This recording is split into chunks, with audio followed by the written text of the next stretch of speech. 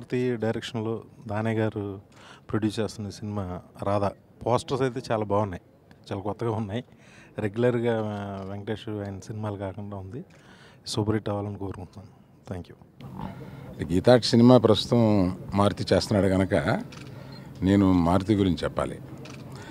నేను చూసిన కుర్ర డైరెక్టర్స్లో, యంగ్ డైరెక్టర్స్లో one of the brilliant directors మన వినాయక్. ఎటువంటి వాడో అట్లాగా ఇతను కూడా ప్రొడక్షను అన్ని రకాలు ఏది చూసినా అందులో అతను ఆ డిపార్ట్మెంట్ని జాగ్రత్తగా చూసుకోగలిగిన కెపాసిటీ ఉన్నవాడు.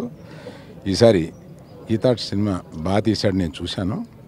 యూ సర్టిఫికేట్ తోటి బయటకు వస్తుంది. Thank you. టైటిల్ చూడగానే వెరీ ఇంప్రెసివ్. ఆ వెంకటేష్ నుంచోవడం, రాధా టైటిల్ అవన్నీ నాకు లక్ష్మి గుర్తొచ్చింది. ఇది లక్ష్మి అంత పెద్ద హిట్ అవ్వాలని కోరుకుంటున్నాను. గీతాట్స్ బ్యానర్లో ప్రస్తుతానికి కొత్త జంట ఫినిష్ చేసుకున్నాను. జనవరి 12తో నా షూటింగ్ కంప్లీట్ అయ్యింది. కంప్లీట్ అయ్యి ఈ సినిమా అంటే ఒక సినిమా ఆల్రెడీ ప్రొడక్షన్ జరుగుతుండగానే ఇంకొక సినిమా ఓపెన్ అవటం నిజంగా చాలా హ్యాపీగా ఉంది. బస్ స్టాప్ మూవీ తర్వాత వెంకటేష్ గారు పిలిచి మాట్లాడారు. అప్పటి నుంచి ఆయనతో అలా కోఆర్డినేట్ చేసుకుంటూ ఆయనతో జర్నీ స్టార్ట్ అయింది. బట్ ఈ రాధా సబ్జెక్ట్ అనేది ఆయనకి అప్పట్లో ఒక చిన్న పాయింట్ అనుకున్నానని చెప్పాను. ఇక నా మీద నమ్మకంతో ఆయన ఎప్పుడు కూడా కథ అడగలేదు ఆయన. ఇక దాంతో నేను వర్క్ చేసుకుంటూ వెళ్తున్నాను. బట్ కొత్త జంట చాలా బాగా వచ్చింది.